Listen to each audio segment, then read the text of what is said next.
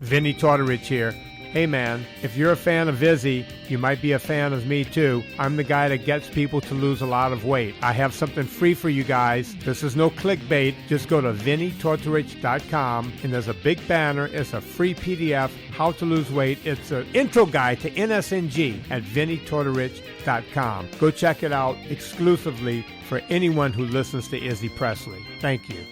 Replay Guitar Exchange is your premier independent guitar store. Being independent is good. With all of the major brands, including new, vintage, and pre-owned, you can find the guitar, bass, amp, or accessory you are dreaming of. From vintage to the newest models, Replay Guitar Exchange can help you find that perfect piece. They have industry veteran expert staff, all players like you down to the owner. You aren't just getting a great guitar, you're getting the Replay difference. Find them online at replayguitar.com and find your dream guitar today. Hey ladies, Sass Pants Designs will take that rock shirt that everyone has and make it your own in a flattering, sassy, and simple way. There are one-of-a-kind tank tops, lace-up tees, and tube top dresses already in stock. Check out the online store at sasspantsdesigns.com and like Sass Pants Designs on Facebook for special offers and custom orders. That's sasspantsdesigns.com, sasspantsdesigns.com. Sass Pants will make you the envy of the party. RockstarLeatherworks.com is your home for badass rock and roll gear. Featuring 100% handmade leather bands, watches, cuffs, bracelets, and more, Rockstar Leatherworks has something for everybody. Whether you are going to the show or you are in it, you can find something to fit your needs. Choose from a variety of designs or create your own masterpiece. Their bands and watches are second to none. They also ship internationally. Who needs a stage to be a rock star? Check out RockstarLeatherworks.com. Hi, this is Bobby Brown, and welcome to another fucking podcast. You kids with your loud music and your Dan Fogelberg, your Zima, hula hoops, and Pac-Man video games, don't you see? People today have attention spans that can only be measured in nanoseconds. See, son, old legends never die. They just lose weight. Like a legend and an out-of-work bum with a lot of life.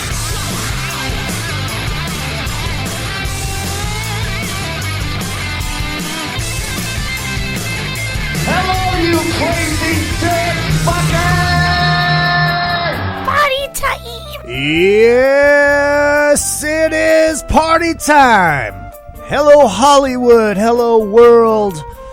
And hello, my loyal minions. It is good to see you and always good to be seen. Yes, my name is Izzy Presley, and this is another fucking podcast. My God, it's been a long time. I wanted to do a drunken summit on the MegaCruise. It just did not happen. Scheduling didn't work out, yada, yada, yada, yada. And so it is what it is. But we'll definitely do one on the Monsters of Rock cruise. And that one will always be good and debaucherous. Hope everybody had a great week and a half without me. You know, that's usually... Actually, no, it's been 2 weeks. I don't think I did a show that Thursday before the cruise. So it's been 2 weeks. Keith Eichten already checking in the chat room. What's going on, buddy? Great to see you on the MegaCruise. Make sure you do hit up all of that great social media. At Real Izzy Presley all the way across the board, Twitter, Instagram, and the Facebook. And of course, the show page is another effing podcast. You guys all know that great stuff. At the very top of the podcast page, you will see a PayPal link. And listener Aaron chimed in on that today. So thank you, Aaron, for contributions to the show. Got some on my birthday, too. So thank you to... Who was it? Listener Tommy, listener Doc, the Heeb, and another buddy from back home from Minneapolis. They all chimed in on the PayPal for my birthday, so that was mighty, mighty kind of them. That was on Saturday. Yes, my birthday was on Saturday. I turned 45 years old, or 45, I wish, 47 years old, and celebrated really big time. Big time. I took myself to the Red Lobster, and I pigged out because, you know, you're alone, so you don't have to pay for anybody else. And I got myself the ultimate feast for only $32.99, which also included a free lobster roll. So before the actual feast came out, I downed a salad, downed 3 of those Cheddar Bay biscuits, and a lobster roll. And you think that would be enough already, and it was. But then I had a plate in front of me that had lobster tail, crab legs, shrimp scampi, fried shrimp, a baked potato, and rice. And I finished it all like a champ. Except for the rice. The rice was gross. I couldn't do the rice. This is wild rice. And the bartender chick, I just sat at the bar. The bartender chick's like, so what do you want? You want to do the all-you-can-eat shrimp? I'm like, fuck that. It's my birthday. I want fucking lobster. She's like, all right. Oh, it's your birthday, huh? I'm like, yes. She's like, well, I might be able to get you some ice cream. I'm like, God bless you. Then she started saying something about singing, and I had to beg her not to. I'm like, please don't. I'm alone. I don't want it. It's just embarrassing. But it was nice. I'm sitting there. I'm drinking a beer. I'm eating. And this old guy comes in. I was all alone at the bar. It was so quiet, so peaceful. Just enjoying my birthday dinner all alone. And an old guy comes in, and one of these old guys that doesn't shut up. And it's probably one of those things where he doesn't have a lot of people to talk to, so, he just wants to talk, and I'm just, I don't want to talk. And everything he was saying sounded like bullshit anyways. But hey, the guy wanted to talk. It is what it is. But it's like, God damn, I just want to eat. I just want to be alone. I'm all alone on my birthday. So I was leaving there, and I was listening to the Adam and Dr. Drew show. Psycho Mike was filling in for Adam Carolla, and they were talking about incel. And if you don't know what this is, Jacobus, you'll know well about this because I suffer from it too. It's involuntary celibacy. So basically, can't get laid. Guys that can't get laid. And how it's affecting the younger generation. Now, we're old enough to remember that, you grew up, you didn't get laid, but you tried your ass off, you worked your ass off. And eventually it happened. Well, now we are in a time where kids aren't out there talking to, other people.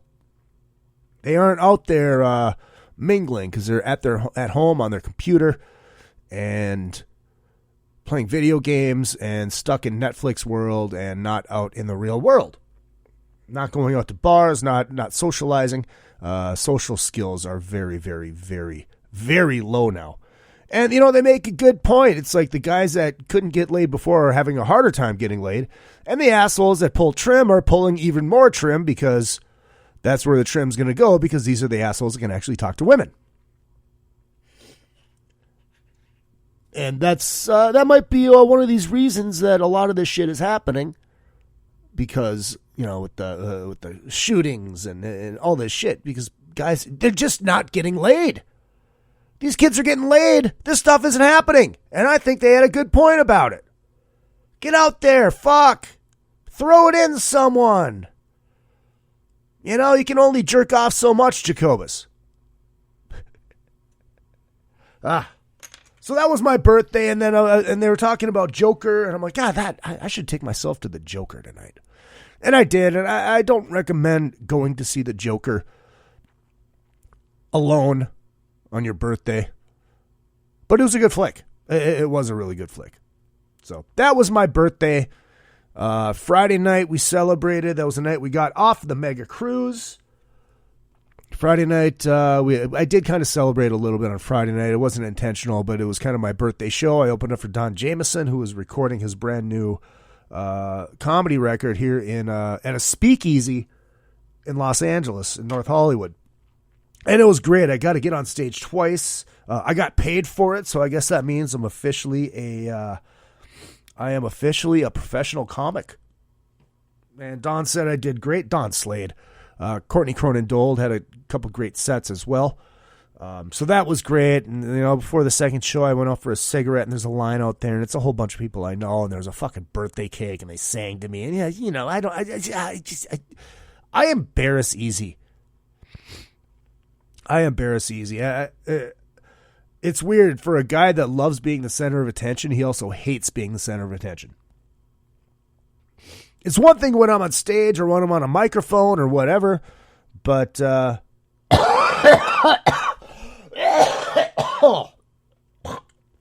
yummy. But it's weird. I don't like being embarrassed on the spot. It's a weird social anxiety. It's like when I'm on stage or when I'm on this show, I have a microphone in front of me. And the stage and the microphone, it's like it's a safety net. And this is also why I have a hard time talking to women. I don't know either. Because I don't have that microphone. When I'm on a microphone, I can flirt like there's no fucking tomorrow. Just going up to a random girl at a bar, yeah, it's hard. It's hard. That's probably one of the reasons I'm single. You know, other than the, rolls of fat. So, yeah, we had a great time. That was awesome. I got a very, very, very cool kiss print from Courtney Cronin Dold, who I host a show with in Hollywood called Punchlines and Backlines. Genocide got me a bottle of Bullet whiskey with glasses. Not reading glasses, just glasses. And what else did I get? I got a Matt Larson, who's a part of this show, gave me a couple Kiss records, a live 1 and a live 2. Scotty Slamm, who will be on this show later this evening, talking about the 45th anniversary of the release of Kiss Hotter Than Hell, gave me Kiss Alive 4 and Kiss Alive 3 and Crazy Nights. So it's a very, very, very kiss-filled birthday, which should shock nobody.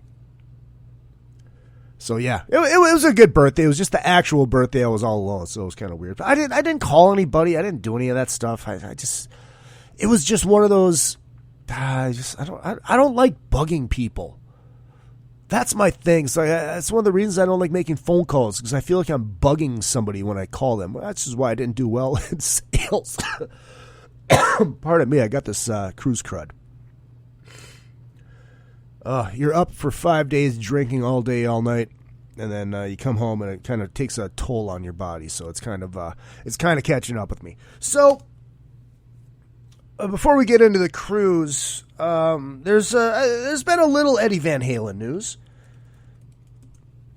Pictures popping up of him at the Tool concert, pictures coming up of him at a dealership, and all of the reports that we've been hearing about him being deathly ill and not leaving his house, I still believe are true. I still believe are true. I mean, yeah, he looks like an older guy. He looks like a guy in his 60s, but he also doesn't look that healthy. He doesn't look like the Eddie that we know and remember. I still, you don't want to believe it. You don't want to believe that Eddie Van Halen is going to die by the end of the year. And that's what all the reports are saying. And that's what everybody that my sources have talked to have been saying. And I believe that to be true. It's sad. It's very sad to see these guys, these icons that you grew up with, the reasons that you play music, the reasons that you love music, starting to go. And especially at such a young age that Eddie is. I mean, think about it, mid-60s, it's not that fucking old. In this day and age, it's definitely not that old. But you see these pictures on Wolfie's Instagram and the gal at the McCarran dealership, which have recently been deleted. The one of Wolfie is of Eddie taking a picture of a guy with the Tool stage behind him. He didn't even know who Eddie was. He just said, "Dude, can you take a picture of me with the stage behind me?" And Wolfie got a picture of Eddie taking the picture. Guy didn't even know who he was. How sad is that? You don't know who fucking Eddie Van Halen is? But, it is what it is, man. And I still believe that my thoughts on this are simple. My thoughts are that Eddie is, he's getting out, probably sick of being locked up in the compound. He's been flying to, I believe, Germany to treat the cancer, which some reports are throat cancer. I think it's worse.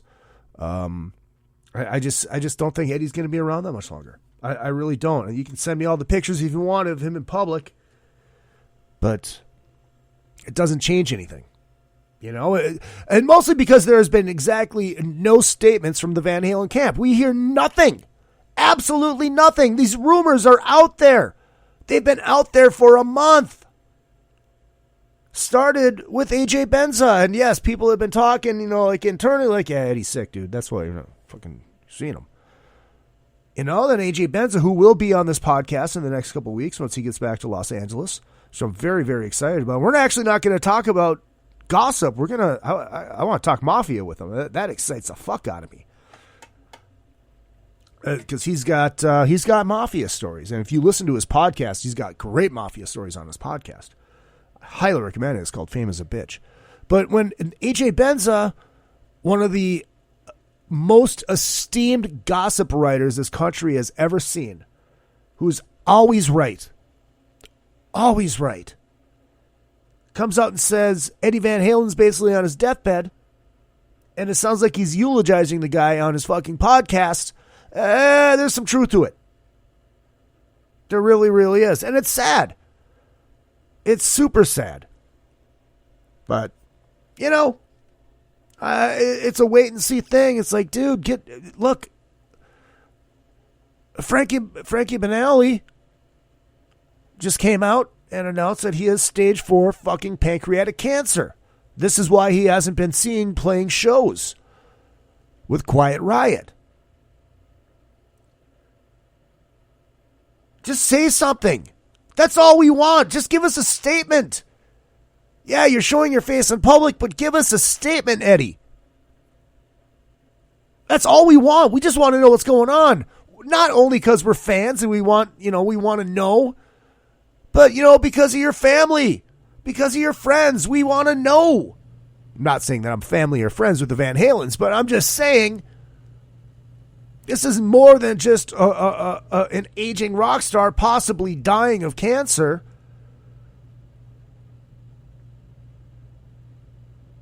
Just make a statement. You deny it, whatever. Make a statement.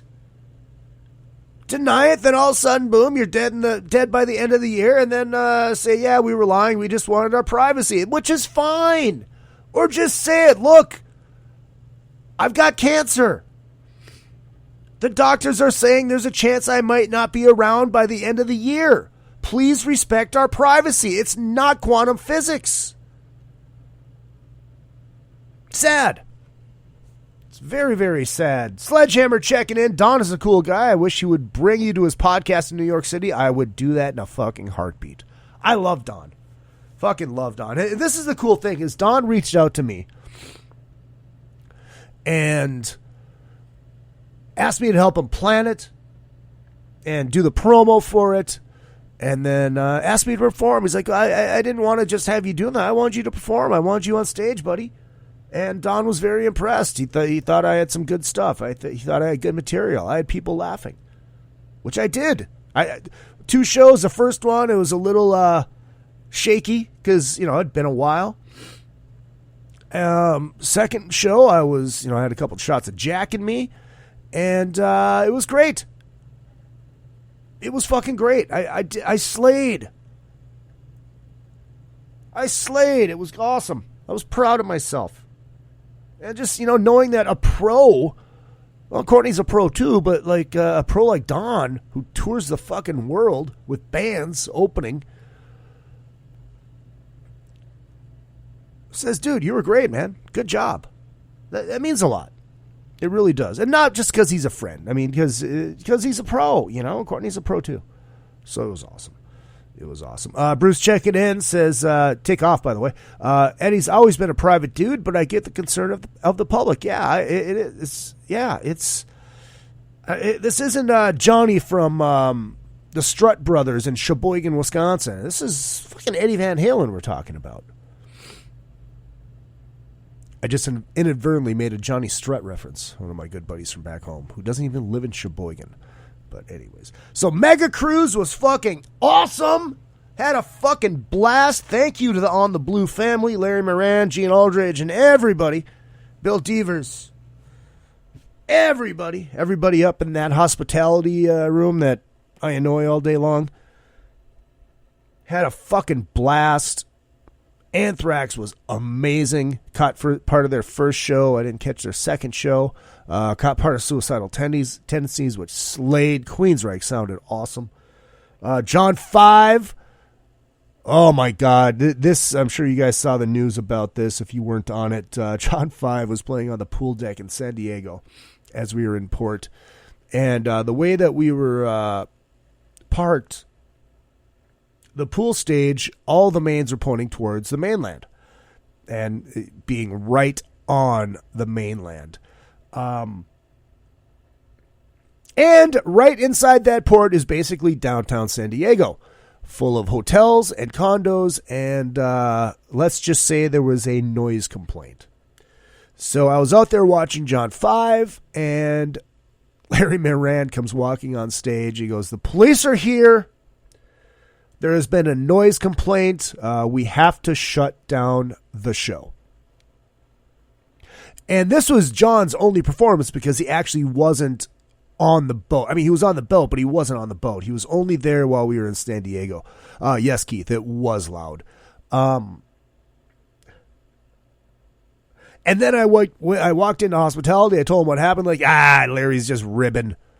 It's just Larry being Larry. He's ribbing us.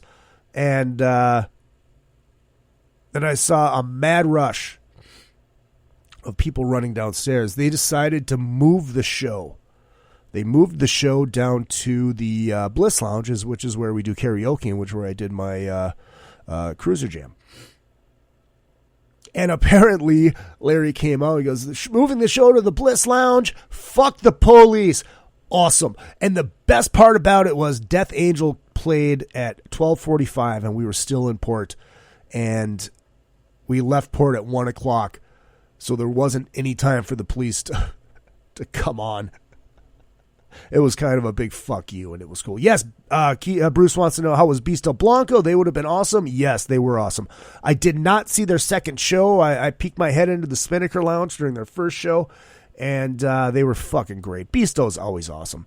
Beasto is always... Bear with me 1 second. Oh, wait, I might have something right here. I do, never mind. I thought I had to run away and get a roll of toilet paper and do this. Sorry. It's getting the best of me. It really, really is. You put your body through the fucking grinder on those cruises. And it's so goddamn worth it. So goddamn worth it. So karaoke was a blast. We changed up everybody that's going to be on Monsters of Rock. We changed up the Gong Show a little bit, and I decided to do this after being part of the judge panel for the Shredathon, the guitar shredder contest. And instead of just judging, we are now roasting, and it is awesome. We had Don Jameson, we had Ace Von Johnson, we had Tyson Leslie, we had Brandon Cook, and we had one. Did we have one more? I think we had one more. Oh, Jan. I think it was Jan from Beasto. And it was great, man. It was great. It's ribbon! You know, it's fucking with people. It's cool. Bruce says, I said on Twitter, it only adds to the legend of John 5. Yeah, absolutely. Abso-fucking-lutely. See, yeah, that was awesome. The Cruiser Jam was fucking off the hook. Johnny D from Doro sat in on 3 songs. And the coolest one I thought was She. That was myself, Johnny D, and Rod Diaz from Suicidal Tendencies on bass, and then we had a Cruiser on the guitar, and we did the full Kiss Alive 1 version, solo and all. And when the kid that was playing guitar looked at me, and when he did the solo at the end, I just had a fucking shit-eating grin on my face. It was awesome. He said that made his cruise. It was like so fucking cool. Who else did we have? Brother Latham, Chris Latham from Beasto played on a couple songs. That was cool. Tyson sat in for a song. Tara Lynch, Sam Bam Colton. I hope I'm not missing anybody. We almost had Frank Bello and Charlie Benante. Almost. They said they were going to be there. I moved the 2 songs to the front of the set. And unfortunately, I didn't make it because this was the weird thing. This is how weird scheduling gets sometimes. So there was an all-star Kiss Jam in the theater, which is right outside of the Bliss Lounge. My show was at 9:15. And yes, Brandon Cook played. Thank you, Keith. Keith played too. Keith Slade, man. Thank you. And the all-star Kiss Jam was at 11. Right next door, which is why I almost had Charlie and Frank from Anthrax. And they're like, "Oh fuck, we have to be there a little bit before 10." And my thing started at 9:15. But they say, "Yeah, we're gonna be there." And apparently they're in production saying, "Yeah, we're gonna go, man." They didn't, which is fine. It's all good. But everybody talks about that Kiss Jam and not mine. It's like mine never happened. Trunk's on the air yesterday just singing praises about how great it was. I'm like, I texted him last night. I'm like, "Ed, I did a Kiss Jam too." He's like, "Really?" "Yeah, it was right before. It was my cruiser jam. I had cruisers and artists playing together. Come on, Ed. Give me a little love." And we had a great set list. Let's talk about the set list. I got the set list right here.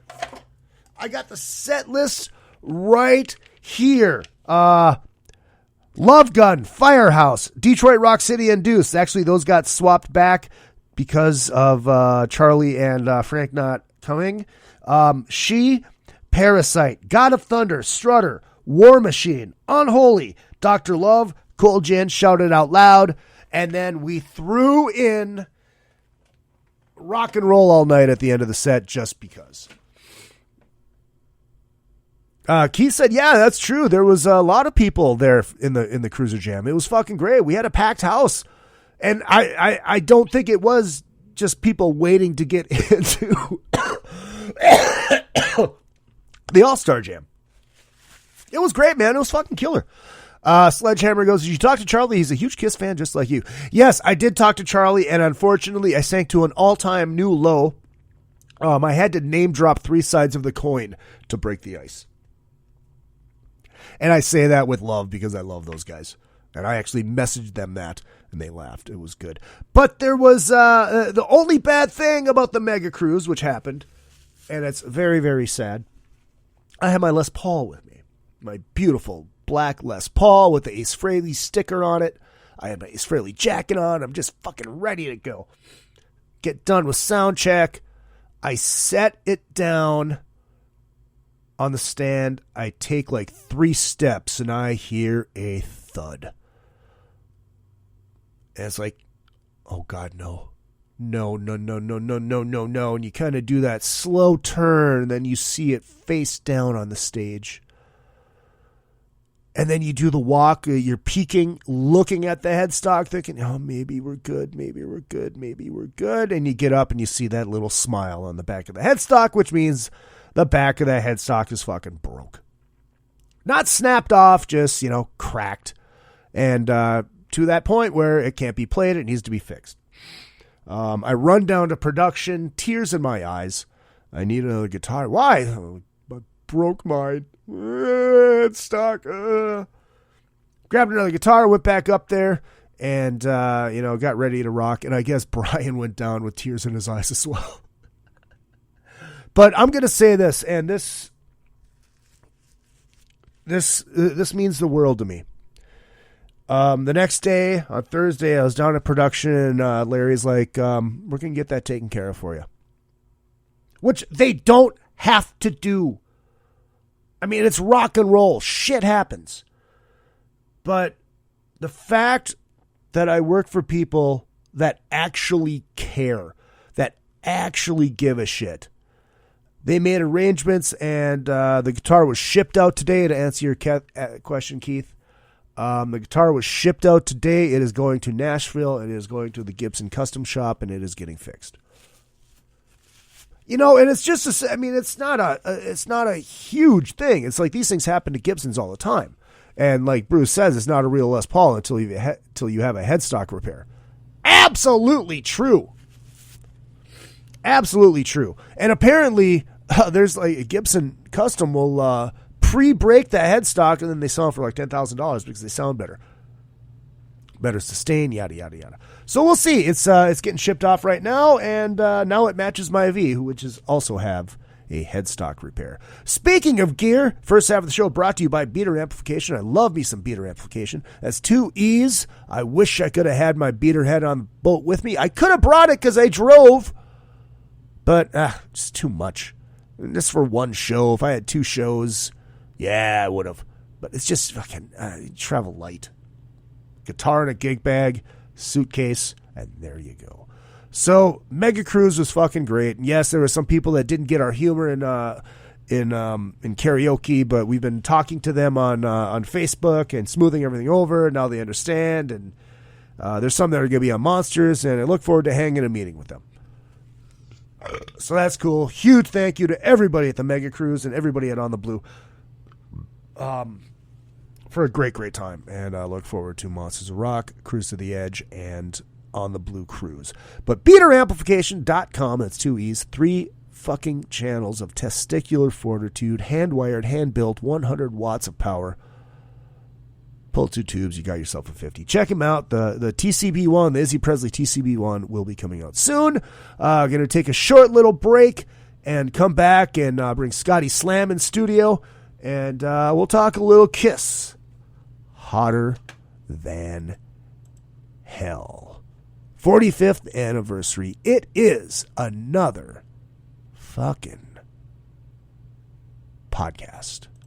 Retro Arcade brings Minnesota and surrounding areas arcade games from the days gone by. All of those great games from pizza joints and arcades are available in cocktail units and custom machines. Dozens of favorites from your youth in one machine to complete your game room or man cave. Retro Arcade also sells and services your favorite pinball machines. Find them at facebook.com/80arcade. That's facebook.com/80arcade. Retro Arcade. Your youth is just one click away. Rockwood Saloon Authentic Apparel takes rock and roll fashion to a new level with their tees and tanks for men and women. They also make custom shirts, jackets, vests, pants, hoodies, beanies, and more. The Rockwood Graphics Department can design anything from your logo, t-shirt design, promo posters, band swag, and printed at great prices. From tour shirts and custom stage gear to killer threads for the street to the stage, Rockwood Saloon has it all. Rockwood Saloon, authentic rock and roll apparel for stage and street. World tour tested for quality, comfort, style, and durability. Check them out at www.rockwoodsaloon.com. That's rockwoodsaloon.com.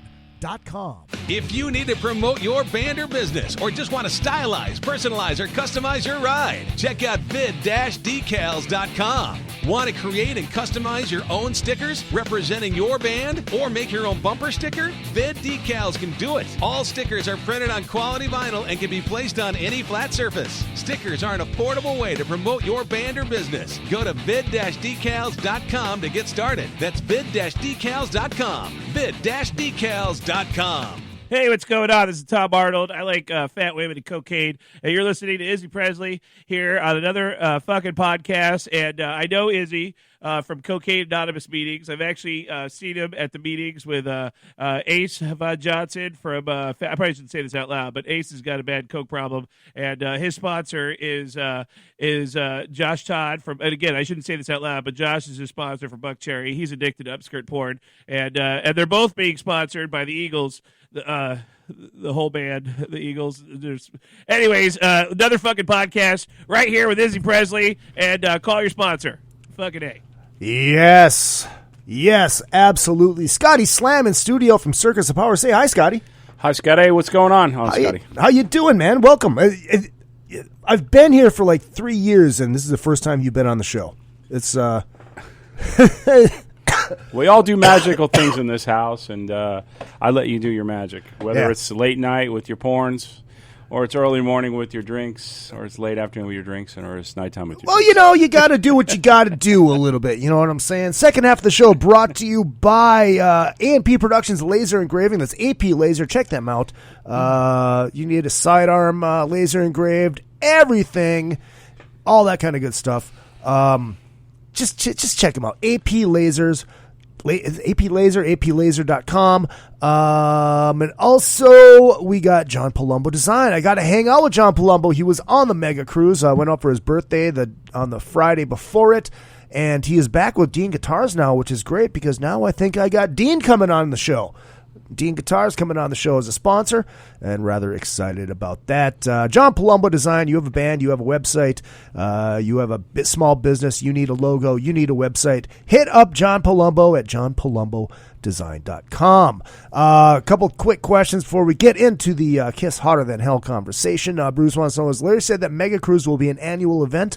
I believe that they said there will be another one. They did not announce a date. Don't quote me on that. I'm just saying. I believe. I even think Ellison said something about it on the boat. So I think there will be another one. But don't come to me. Go to them and wait for their announcement. Alan just checked in and said, "Should I have a sponsor?" Well, you probably need one, being in Minnesota, because you're probably drunk like me. But if you want to sponsor the show, Alan, I would love to have you. I would fucking absolutely love to have you. So the reason I got Scotty in is because we are both fucking Kiss geeks. Absolute Kiss geeks. Oh, yeah. And we might actually be doing a non-makeup Kiss tribute band, too. So maybe. Yeah. We'll see. Yeah. If I got the time, I got the money. I'm good. Oh, you got money? What's that like? I don't know. Today, October 22nd, 1974, Casablanca Records released the second Kiss studio record, Hotter Than Hell, and this is actually my favorite Kiss record. Yeah, I like it too. You know what though? At this point in Kiss's career, they weren't going for the kid element. The back cover is very adult. It's very sleazy. The songs are kind of sexy-ish. You know what I mean? They're going for the adult market that they were hitting the whole time. Right. The kids didn't really come in until probably after rock and roll over. But this point here, they were a raw, hard touring, nonstop band that was living on the road. That were putting out. They put out this record and the first album in the same year. Right. So that shows you how much they got done. Just a background. I got into Kiss in 1975, and I got Kiss Alive. That was one of the first records I ever bought. So I was into that, and that first note of Deuce always blew my head off. I couldn't believe all the records Elton John, I was all into that and all that stuff. But that volume and force really kicked my ass. As soon as I got Alive, I saw the first couple records on there, and then I started to go back. But Kiss were putting out albums so fast that by the time you go, I gotta save up $6 to go down to whatever to buy, the first Kiss record. And which one do I buy? My friends were into them, but nobody really knew the backstory. Right. And then Destroyer came out, and then it was a rush. Destroyer, and then Rock and Roll Over in the same year.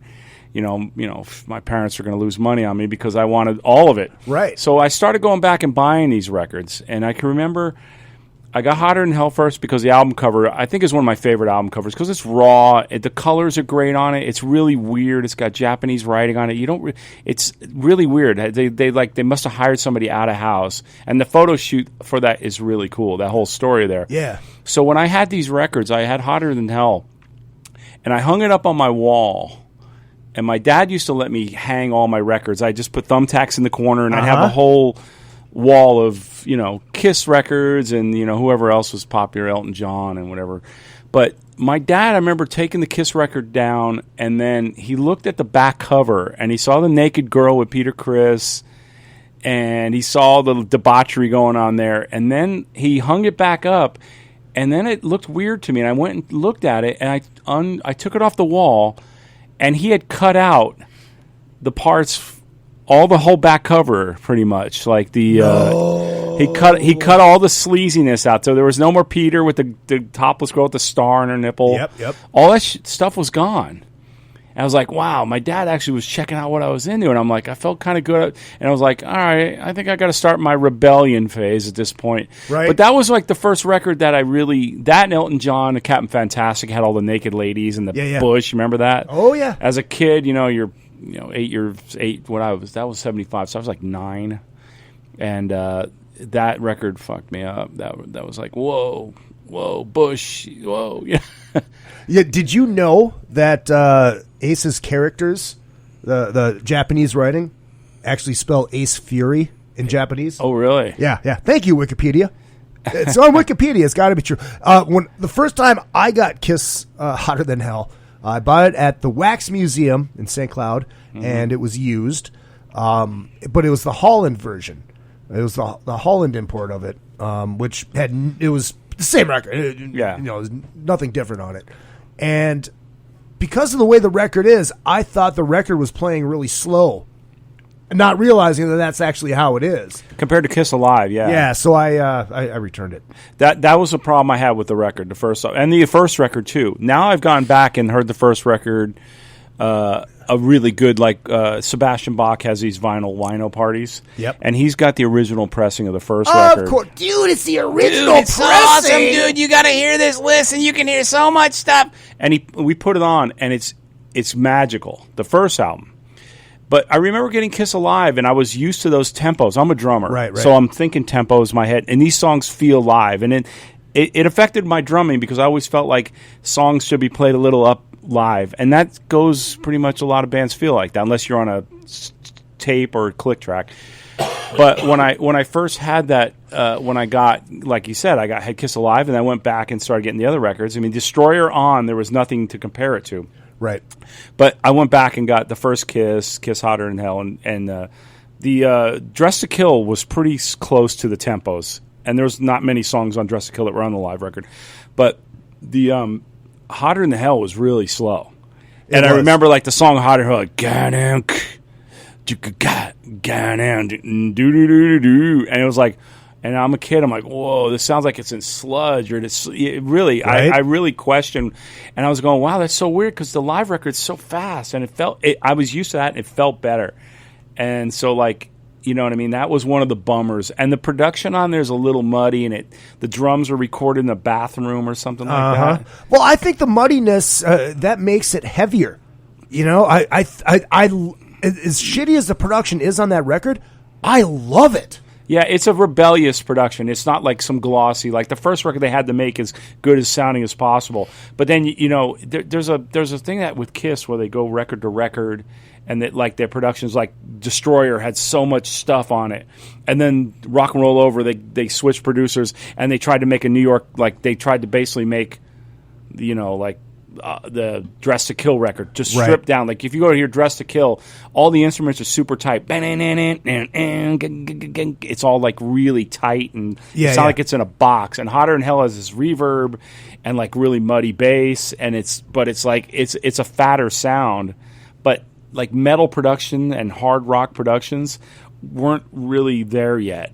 Right. Sabbath had a couple of them, but that was just because of Iommi's guitar tones and the down tuning or whatever they were doing at that point, and his volume and the Laney amps or whatever he was using. Right. Well, Ace is more like a James Gang guitar player, which is straight rock and roll, clean distortion. That he would wah, and that's it. There was, he was, but that's why that Kiss always had that, and they kind of trusted their producers, which goes through their whole career when they trust a guy to make an album like on Live 2, the side 4 has got this great production. It's almost close to almost Creatures production. So like Alive 2 has the 3 sides are live, and then side 4 has, like, if you listen to Larger Than Life, the drums on that are like metal, and the guitars and it's like that record, that side is like, if Kiss just went 4 sides and put some of the older songs on there and not go, well, we can't have these, have already been on live, like Black Diamond and all that, and then made a side 4, and then took whatever side 4 was, and that was a start for Dynasty. And then they threw Hard Times and a couple of those other tunes on there. Dynasty would have been actually a better record. Even though it's okay record, it would have been a better record because those 4 songs, they get kind of tossed away because they're not really a record. It's Alive 2. Right. You know? You always think Alive 2 is like, oh, I Stole Your Love. But the side 4 is actually its own creature, and it should have been part of Dynasty, or the sound they should have had. And then disco kicked in, and then suddenly came, and then the drums got all, and then Vinnie Ponce and them, the guys or whatever, those guys started to streamline and tighten the productions and make them all, you know what I mean? The guitars got, disco-y, dancey, and they're, But it was only on like a couple songs. I mean, no, it's there, and it's there on even on Unmasked. It's even worse. Well, Unmasked is a pop record. Let's not fucking. Yeah, we're throwing this at the wall now. We're gonna, but I get what you're saying. But the production from like Larger Than Life, if you put that and you just try to shove it in somewhere on the track listing and pretend like this is Dynasty, and you have a lot, now we're talking about Dynasty, but it's a rabbit hole that we just end up going down regardless. But that production of that song is how they should have gone, because they were this band on stilts with fire. Even the Dynasty stage was this huge. I love the Dynasty drum riser and that whole stage. That was a really cool stage. It was white, which is a little, different than what they usually have. But the drum riser was the spike wristband looking thing. It was really heavy as hell. Yeah. It was just that the songs weren't there to be as heavy as hell as the stage, and they were, going through a phase where they know what they were doing. But that whole, era could have started at Alive 2, and then, what it came out, Double Platinum came out. Right. Which I don't like Double Platinum. I don't like the remixes on there. They're redone, and then some are remixed. And like Detroit Rock City's got that extra "You're Gonna Lose Your Mind" in Detroit Rock City in there, which I can't fucking stand. I can't stand that in there. I don't know why. It just bugs me. It's like, dude, give me the fucking original. Yeah. I think they did that just so it makes it a fresh record. Like, I get it. I got to get this because it's a different version. And it's like a couple words and a little bit of drum production. Yeah, because actually on Double Platinum Strutter they have the double intro like they do on the live version. Yeah. And the single one. Did you know? And I'm just finding all this shit out tonight that during the Hotter Than Hell that Casablanca lost their distribution deal with Warner Brothers, and that was one of the reasons that it was the fucking sales nosedove on it, which is why they pulled them off the road so they get back in the studio and do fucking Dress to Kill. Do Dress to Kill, yeah. That I love the cover of that record, man. I mean, really, it is very heavy. I seen in the last couple of years, I've seen a lot of outtakes. A lot of photos on that Kiss 1970s. That's on Facebook. If you guys ever want to go to a good Facebook group, sign up for Kiss 1970s or 70s Kiss. The 70s.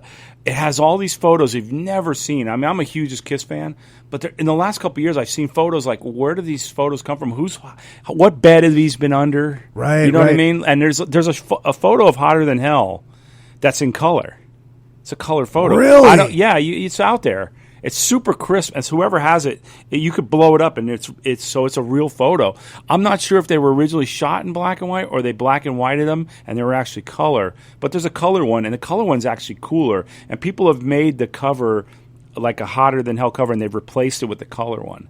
Oh, and the color one's way more gritty looking. I mean, that's in there. Let's see. Probably not that. No. But that's kind of cool. Yeah, that is the photo shoot. This is the one you're talking about right there. No, there's another one with the same angle. It's the same shot. That one's reversed. That right there. See it? Yeah. In the right-hand corner up top. Oh, this one? Or there's one actually below it to your right. This one? Or over here? Yeah, it's the same thing but in color. Okay. Yeah. Oh, you see how it looks? Killer. Yeah, it pops more because when the whole cover is so colorful, and then they're all in black and white, which black and white kind of makes you 2D. You know what I mean? Right. So if the whole cover was black and white, it would make sense, or a black background with black and white. But yeah, I mean, Kiss was known to have the lipstick and the colors, and Gene's tongue is always red. Yeah. So when it was black and white, it kind of took away from it. You know what I mean? It kind of made them little more 2D. It was kind of weird that they chose that, but I think that photo may actually, since there's not a lot of flesh on Kiss, and the makeup's black and white, so it's an easy thing to colorize. As Yeah, that's true. And Gene's man bun is off the fucking charts on this too. Yeah. Once Gene lost a man bum, he lost me. I'm telling you. Wait, I think we can blame Gene for. It's like he takes World Without Heroes. When Gene cried, that was when I really turned the channel on those guys. I'm sorry, I don't want to shift into Back to the Future, but yeah, I think that Gene takes credit for a lot of stuff. Like the Dio, the horns, and everything, but he's never taken credit for the man bun, and I think there's a reason for that, because man buns are gay. Yeah, well. The man bun he had was in the top of his head. Correct. Like a pinhead. Like a regular, hipster man bun is in the back. Yeah. And it comes out the back of the head. Gene's is like a kabuki or something. That's what the Japanese kabuki guys. The weird thing is, back then people didn't spike their hair, like straight up and down. And Gene has kind of a fro-y hair, So... before he started burning his hair up or shortening his hair, that Hotter Than Hell with the long hair and that thing was very ominous and menacing. I always noticed that about him. It was that made him more menacing. Plus, it made him another 3 inches taller. Yeah, that's true. So he was like 6'8" or 6'9" with the hair. But the whole that look with that, you don't see it on the first record, but you see it on that record. And you see it on the Duress to Kill and definitely Kiss Alive, but that was a mainstay of his look, and that was really cool. I mean, that was different, and it was smart, and it was very menacing looking. Kabuki looking thing, but it was always big and puffy, and it was cool, man. I dug that. Looking at the professional ratings, so the review scores across the board, and I'm going to do Rolling Stone last. All Music gave it 4 out of 5. Vista Records gave it 4.5 stars. Blender gave it 3. Metal Nightfall gave it 4, and I'm sure this won't shock you. Rolling Stone gave it 2 stars. Yeah, that's the obligatory. We didn't really listen to it, but we don't like Kiss, so we can't give it a 1. That would show we'd have to prove why it's a 1. Right. You give it a 2, like, well, it sucks, but you might like it. 3 is like, this is pretty good. You might want to give it a spot. 4, I definitely recommend it's 5. This is a masterpiece. That's pretty much how Rolling Stone reviews records. Right. A 1 star, you would have to justify it. A 2 star, you can throw out there and just run away from your review. 2 stars. All right, next we got the new Lou Reed record, masterpiece. Did you know that? See, I'm just finding out all this shit about this record right now. Going Blind was originally called Little Lady. Wow, I did not know that. Well, the song is about an old man going blind, loving a little girl. So, Little Lady is probably. I bet it didn't change the lyrics much on that one. No. That was one of Gene's early sleazy songs. There's not a lot of anal sex songs on this, like on the first one. No. It was like Got to Choose. No, not Got to Choose. All the Way. All the Way. Yes, All the Way is very. Nothing to Lose. That's on the first one. Yep. That's the anal sex one. Yes. The main line's about drugs, though. Yeah, that doesn't shock me. Yeah. That doesn't shock me. That's what I'm pretty sure that one's about. Main line, Baby Give It To Me One Time. It's Paul somehow metaphored it into like love main line, but it's sort of like the same intravenous main line, which is mainlining back in the 70s at that point were drugs and, And the other thing I love about this record is Ace has 3 songs written on this record. Yeah. Yeah, fucking Parasite, Strange Ways, and what's the other one? Mainline. Ace wrote Mainline? I think so. Hold on, let me slide down to the track list. Where is it? Writer Ace Frehley, Parasite, Coming Home. He wrote Coming Home with Paul. Yeah, which actually is one of my favorite songs on the record. Yeah, that's a good one. They're solid songwriting. I think in my opinion, the production lets it down in some spots. Right. There was one part on that record that I like a lot. Is the end of Watching You. There's a drum solo on there. Really? Yeah, when it goes down, down, down, down. That's right. right? You know, on the live record, there's no drum solo, and I used to love that drum solo. When I heard the live record, I always, why isn't, because I had the live record first. The drum solo is its own, 100,000 years, but Watching You has a drum solo on the end of it. Even though it's only 30 seconds, it's a cool little, I learned a lot from that solo because that's where he goes snare to tom, and I heard it and I figured it out, and it pushed my drumming a little further into like syncopated tom the snare instead of go do, right around your kit. You can go up and down off your kit without going around it. So it goes and that was the first time I heard that on a record, and I picked it up. So it helped me as a player. But then on the live record, it's not on there. They just end the song. Right, It goes right into it's something else. What's after Watching You? Watching You is on the live record. Oh, on the line. I think it's Parasite. No. Because Watching You is at the beginning. It's of side 2. Watching You is on side 3.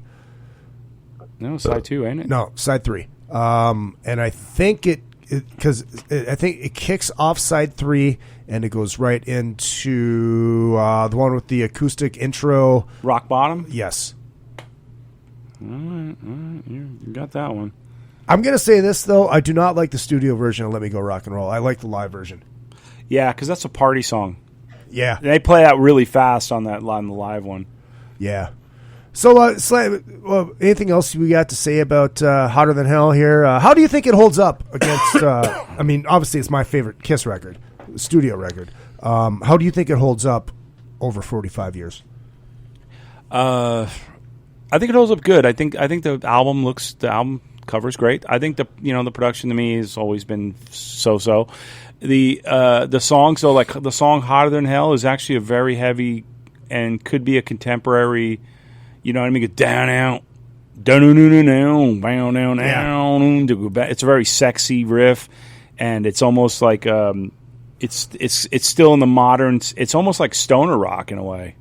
It's very it's that kind of rock. So that's song Hotter Than Hell doesn't suffer from the Kiss where they had that little bit of Beatles song sounds to them. Right. You know what I mean? What's the other song? Got to Choose. I love Got to Choose. Fucking rules. Woo! That's a great song. Yeah.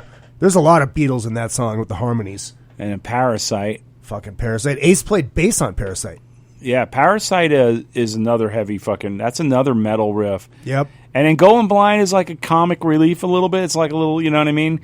But as a kid and when I was younger, I used to love that song for some reason. I didn't know what attracted me to it because it had that intro, drums, of course. Ba-doom.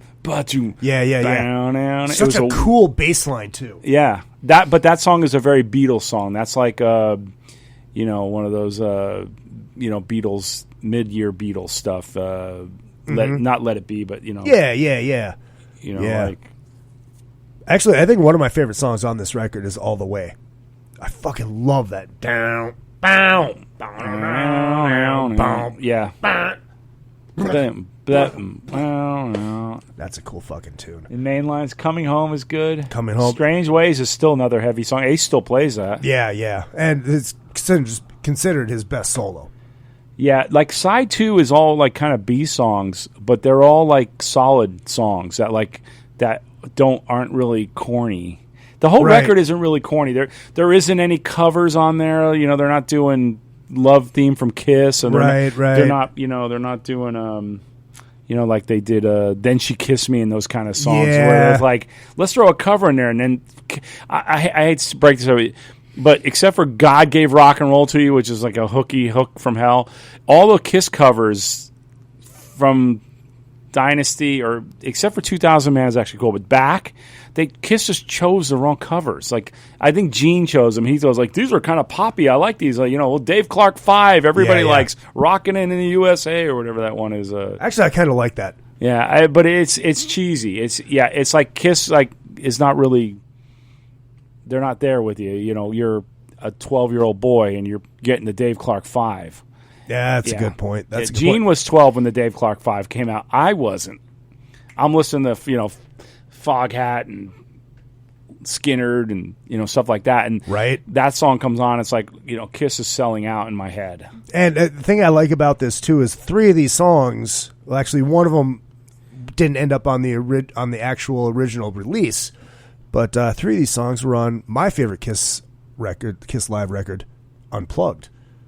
Yeah, Coming Home is and Coming Home and Going Blind, and then Got to Choose, which was a they did, but it just didn't end up on the record or the broadcast. Playing Got to Choose, drums and guitar, it's a good song, man. It goes dun, dun, dun, dun, dun, dun. It's really heavy. Ow, ow, ow, ow. Yeah. That it's a fun song to play. It's really and I love the harmonies in it. Yeah, just fucking great harmonies, man. I love this record. Like that's why they have at the first song. It's the first song on the album. So, and then Parasite kicks your face, kicks ass. Yeah, so fucking killer. Good record, man. Yeah. It really is. Yeah, and like I said, I think it holds up. But I'm biased, but I definitely. I know these records so well that whenever I see those records, I see the album cover, I feel it, and then I feel the productions in there. Like when I see it, I can look at the first record and I know the record songs are slow, production's there, and the second one's production's a little muddy, but I see it. And then the third album, Dress to Kill is tight, and they're all wearing suits and look tight. So there's sort of that whole vibe that you get from each album cover. Yeah, absolutely. What do you got coming up with Circus of Power? Well, Circus of Power has just finished up our EP, which is like 5 songs, and we are about to release them. I'm not sure if we're going to release them on vinyl or we're going to put them out, download stuff, because who's going to print CDs? It's not really a working situation. They're a business card now. Yeah, so we're going to do vinyl and do some cool stuff.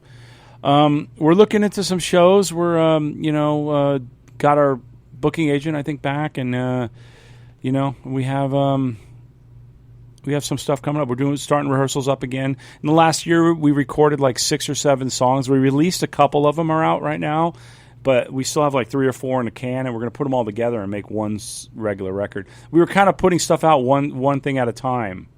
Gotcha. And we've gotten rid of a few members. A couple members have left, and we just did a photo shoot the other day with our current lineup, and that's what we're going with from now out. It's from here until the next lineup change. But Alex Mitchell's still singing, and we're still behind him, and we still play the classics, and we're trying to get on a little tour here, and we're just in the mix of it. We can't say who it is going to be with, but we're working on it, and so if we come to your town, please come up and say hey. Yeah, we're fun guys. We won't beat you up. We look tough. We won't beat you up. That's awesome. People want to find Circus of Power online. We have a Facebook page and an Instagram page, so it's just Circus of Power official, stuff like that. And back to this Kiss thing before we this last Hotter Than Hell related thing. One of my favorite Instagram accounts is John Five's Knights in Satan Service, where he puts all of his Kiss memorabilia up. And during his Q&A on the boat, my question was, what is your favorite piece of Kiss memorabilia that you own? And he actually has, there's only one of them. Paul Stanley's belt from Hotter Than Hell. He has it. Yeah. Did you see Paul just unearthed the Hotter Than Hell boots? Really? Yeah, there's on his Instagram, he's holding one of the boots with the star right there. Yeah. Yeah. There's a website called Kiss Relics, and it's a guy who builds the costumes. And the new costumes he's putting out, we should talk about the costumes real quick. The costume he's putting out is the Ace Frehley one with the square shoulder. They're making that, so you can buy the official the boots and everything, the whole gamut, and it looks cool. Ace's costume and that was really cool. Yeah, I really liked Peter's costume. It was very tough. He had a tough bracelet. He had some the way it was slung together with a string holding his stuff together, and he had the hips were cut out. Yeah. Paul just basically had just like a, just spandex pants and a belt. Yeah. That's the belt that John has, huh? Yep, that's the belt. And then that John Ace has a really cool looking thing, man. That really is. I just want the belt. I just want the belt because I would wear that belt during my Ace shows. I'll get my leather pants done up with that lightning bolt down the side. Right. You look at that picture right there.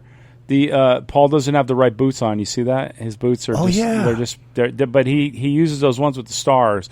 The Peter, look how cool Peter's outfit is. The way it's cut right there. Yeah. And the way his pant leg is. I mean, he's got a little flare in the bottom of that. He's almost got bell bottoms. And then he has silver inlay in it. Now, Gene, at this point, his whole character was a bat. Yep. So he's got bat wings, and then he's got a bat around his crotch. So that was his whole character on that incarnation of Kiss. You know what I mean? Then the album after that, he basically, went to the Alive, where he was more of like a demon with the spikes, and he got a little bit away from the bat. But that whole costume right there is all black leather. He's got the little neck things like stick up like a bat. Yep. So like that was his whole gimmick. But Peter always had the really cool costume.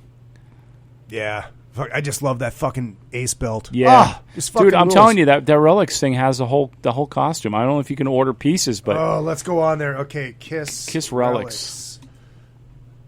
Is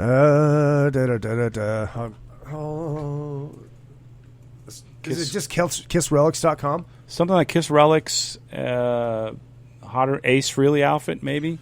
Okay, let's try that. Relics Ace Frehley. All right, let's see. Fan recall. Kiss Relic. Kiss Relic. Costumes. Let's try this. Yeah, there it is. That one, the armor. Oh, armor and boots. Kiss costumes, armor and boots. KissRelics.com. Okay. All right, so there's the Love Gun. It's like Up and Coming. Oh, Up and Coming. There's another Ace one. Yeah, there's the Love Gun tour. Yeah, I don't see it, but it's products. I saw somebody was putting it up, and it's coming out.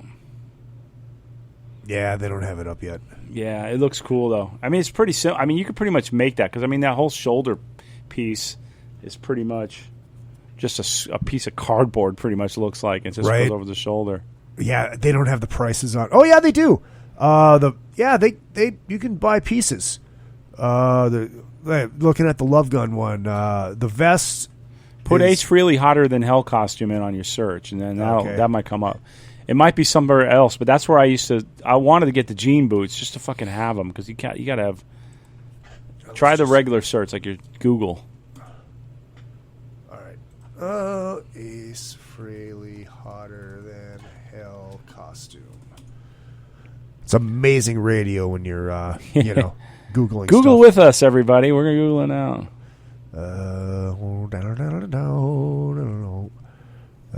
There it is. Yeah, that's it.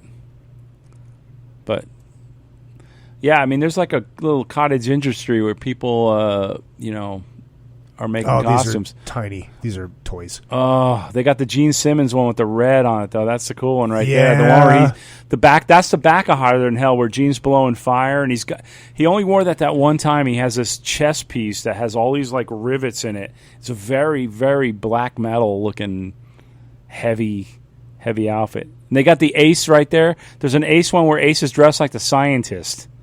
Oh yeah, that's the scientist outfit. Now that if you pull up in that costume, that's fucking hilarious. That's deep. You know what I mean? Deep. Because you can always have an Ace costume. I mean, you can do dress, but when you pull out like that or that Gene one, those are the weird ones. They only use those on the back of that cover. Look at that. How fucking cool is this? Yeah, there you go. Oh, I gotta have that. How much is that? I don't want to know. Ace Frehley Hotter Than Hell statue with the costume on and everything, with the guitar. I don't want to know. I don't. Oh God, they got all four of them. Oh man, they Where's the prices? I have one of those. I have the Kiss Destroyer ones that are huge. Those are the best ones, I think. Yeah, I got the Ace. You got the Ace. You got the Ace. Yeah, I got the Kiss Destroyer ones. The Love Gun ones aren't as good. Those costumes, I didn't really like the Love Gun costumes. All right, cross your fingers to see how much it is. I would say about 400. Sold out for informational purposes only. Oh, that's the best. Ace is even pigeon-toed in it. Yep. That's the touch. You have to have his pigeon-toed in there. They're all sold out. Wow. I'm sure if there's any left, it would be Peter. No, sold out. That's so fucking cool. Oh, you better book that and just throw him an email. Yeah, right. I'm sponsored by Kiss Whatever those things are. Oh, that's fucking killer. All right, Slammy. All right. Ah, yes, and the wild win. Stick through the outro. Thanks, everybody, for checking in. Make sure you do hit up all of that social media at Real Izzy Presley all the way across the board, Twitter, Instagram, and Facebook. If you want to donate to the show, go to the Facebook page and click on that PayPal link and send it. And if you want to just, send me money, it's izzypresley@yahoo.com on the PayPal if you don't have Facebook. Thanks again to Scotty Slamm for sitting in and talking a little Kiss. We'll have him back on the show. Not sure if I'm having a show on Thursday or not. I might do a weird one-off show at one point this week, though, with a couple guests. I'm not going to say who they are because it is not confirmed yet. Just working on it. And we'll be back on Tuesday night for sure. So there is that. Thank you again to everybody at On the Blue and my counterpart, Brian Ott. Good time doing karaoke on the MegaCruise, and we'll see you guys on the Monsters of Rock Cruise, Cruise to the Edge, and the On the Blue Cruise in the Caribbean. Rather excited about that. My name is Izzy Presley, and don't forget, what I lack in talent, I make up for in cock.